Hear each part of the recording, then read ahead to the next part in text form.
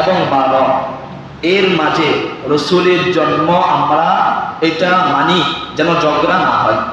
এবার বর্ণনা নেন দলিল। যেই ভাইয়েরা 12ই রবিউল আউয়াল নিয়ে আমরা বেদাত করি, 12ই রবিউল আউয়াল যে রসুলের জন্ম, এই বর্ণনাটা সহি না, নির্ভরযোগ্য বর্ণনা না। কেননা একটা হাদিস, একটা দলিল হওয়ার জন্য, নির্ভরযোগ্য প্রমাণ হওয়ার জন্য সূত্রর প্রয়োজন হয়। 12ই রবিউল আউয়ালের যে হাদিসটা, এটা যিনি বর্ণনা করলেন ওনার উস্তাদ আফফান, আর যিনি বর্ণনা করলেন আবু সাঈদ, এটা দুজনেই নির্ভরযোগ্য বর্ণনাকারী, কিন্তু তাদের মাঝে ছাত্র এবং উস্তাদের সম্পর্কটা দূরত্ব হওয়ার কারণে এই বর্ণনাটা দুর্বল। কেমনে? আফফান যিনি উস্তাদ, তিনি দুনিয়া থেকে বিদায় নিলেন 110 হিজরিতে। সাঈদ যিনি ছাত্র, উনি জন্মগ্রহণ করলেন 130 হিজরিতে। বুঝছেন? একজন উস্তাদ হওয়ার জন্য ক্লাসের প্রয়োজন হয়, পড়ানোর প্রয়োজন হয়। আর যিনি 110 হিজরিতে দুনিয়া থেকে বিদায় নিলেন, আর যিনি জন্মগ্রহণ করলেন 130 হিজরিতে, প্রায় 20 বছরের ফারাক।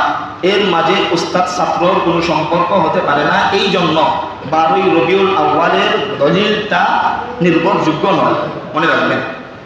এবার 12ই রবিউল আউয়াল প্রসিদ্ধ, বিশুদ্ধ নয়। 12ই রবিউল আউয়াল প্রসিদ্ধ, বিশুদ্ধ নয়। বিশুদ্ধ কোনটা?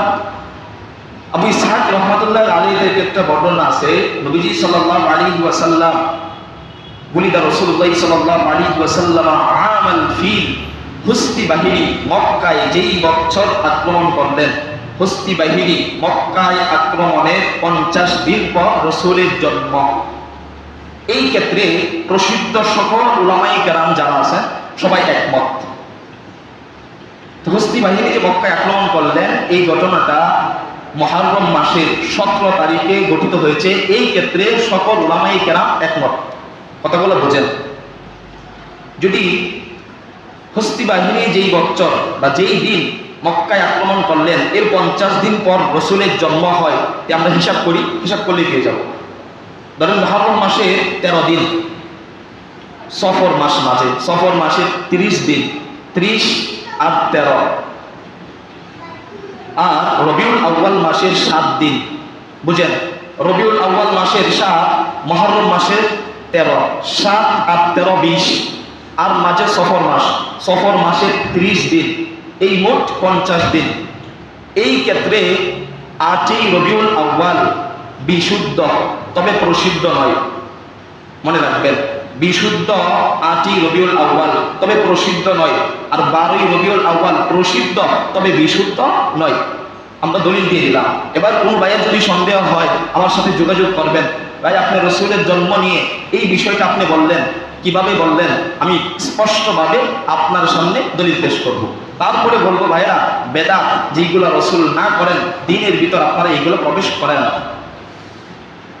এবার জানবো, যারা 12ই রবিউল আউয়ালকে কেন্দ্র করে আমরা ঈদে মিলাদুন নবী পালন করি, এটা প্রতিষ্ঠাতা কে করেছেন, কোথায় থেকে হয়েছে, সাহাবায়ে কেরামরা কি করতেন, রসুল কি করতেন, এটা আমরা জানবো। মনোযোগ দিয়ে শুনেন। পড়তে মুখস্থ করতে এটা মুখস্থ রাখবেন। ইরাকের মসুল শহরে বাদশাহ আবু সাঈদ মুজাফফর এই বেদাত প্রতিষ্ঠিত করেছেন। কত হিজরিতে? 604 হিজরিতে। রসুল দুনিয়া থেকে যাওয়ার প্রায় 600 বছর পর ইরাকের মসুল শহরের বাদশাহ আবু সাঈদ মুজাফফর একজন জনেক আলেম, সাইনবোর্ডওয়ালা আলেম। দেখেন, বেদাত করার জন্য কিছু সাইনবোর্ডওয়ালা আলেমের প্রয়োজন হয়। ফুলমূল মালা দিয়ে দেখবেন একবারে উলামায়ে কেরামকেই ডেকে ফেলে। এমন একজন সাইনবোর্ডওয়ালা মৌলবীর প্রয়োজন হয়, দেখবেন আপনি পাবেন, আপনার আশেপাশেই পাবেন আপনি যদি খুঁজেন, কারণ সারা দেশ এমন বেদাতে পড়ে গেছে।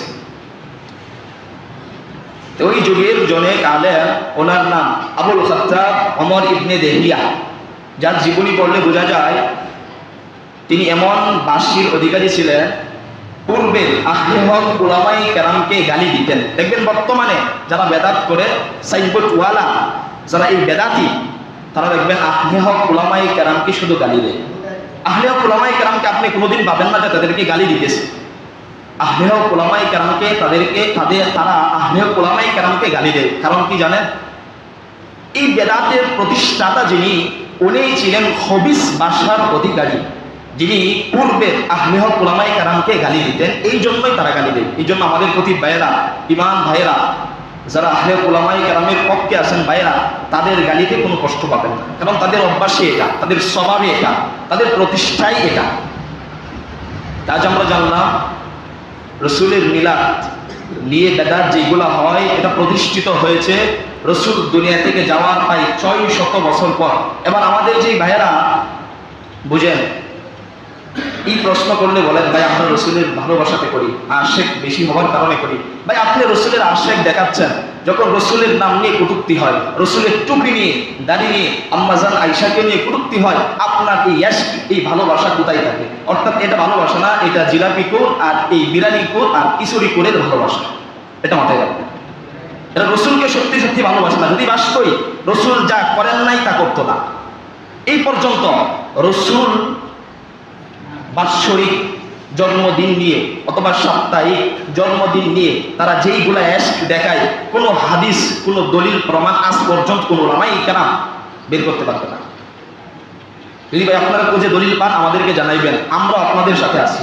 12ই রবিউল আউয়ালে যে আপনারা ঈদে মিলাদুন নবী পালন করেন, আমরা আপনাদের সাথে আছি। শুধু আমরা না, আমাদের অনুসারী যারা থাকবে তাদেরকে নিয়ে আমরা আপনাদের সাথে থাকবো ইনশাআল্লাহ। কথাগুলো মনোযোগ দিয়ে শোনেন।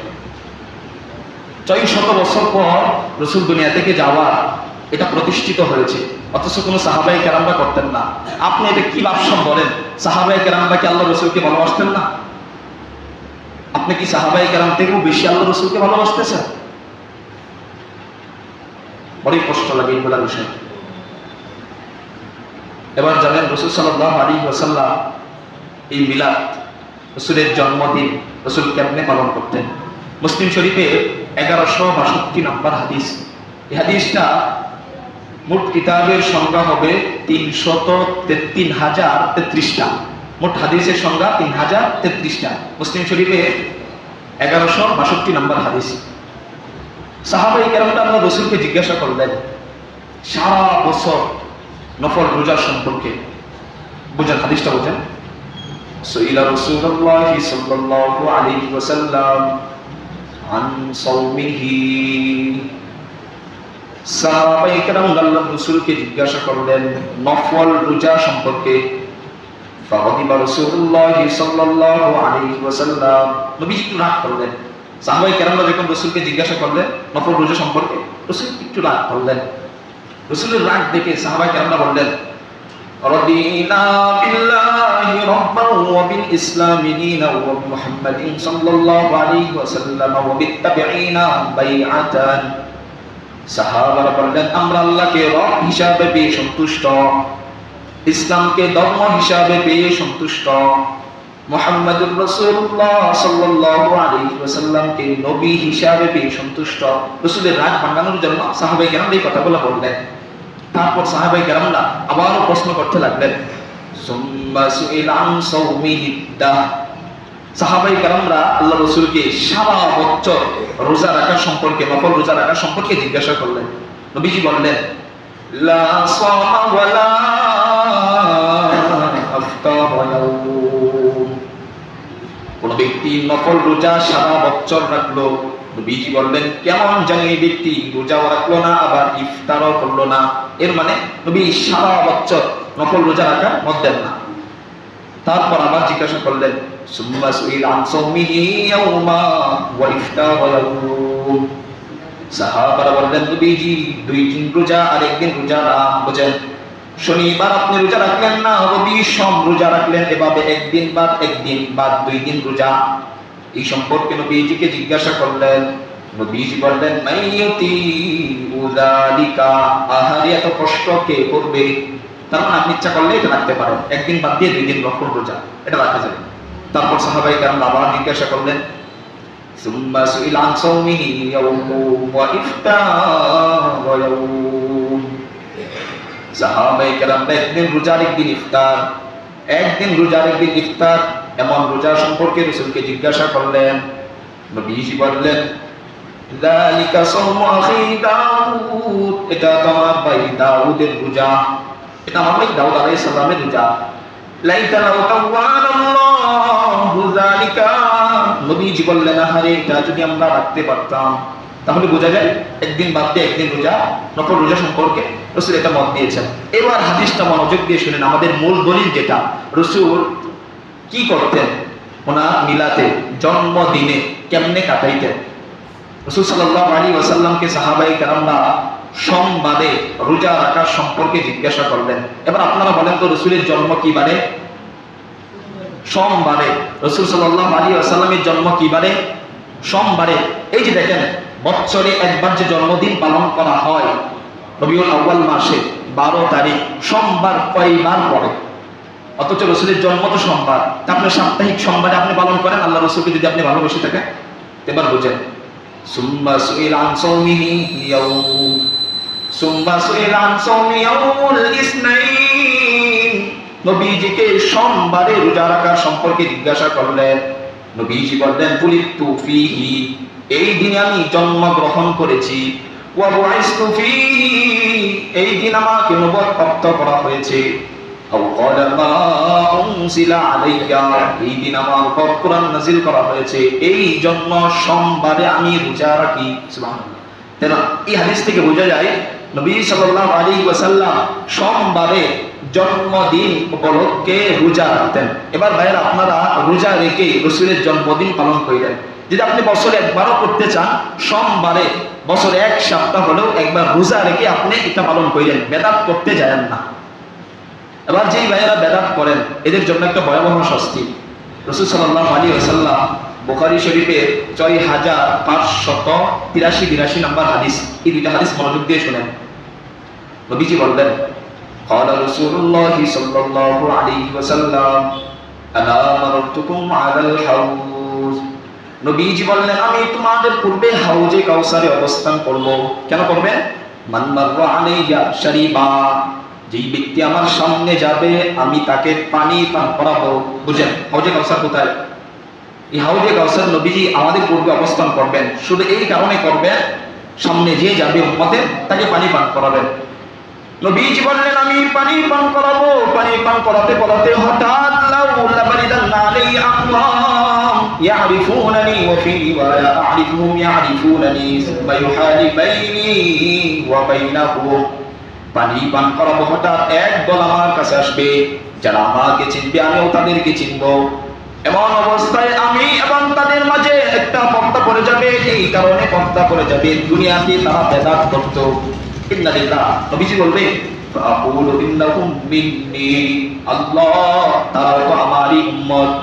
আল্লাহ বলবেন, না না, ইন্নাকা লাতাদরি মা আহদাসু বাদা, নবী আপনি জানেন না, আপনি দুনিয়া থেকে আসার পর তারা আপনার এই ধর্মে কত নবাবিষ্কার করেছে।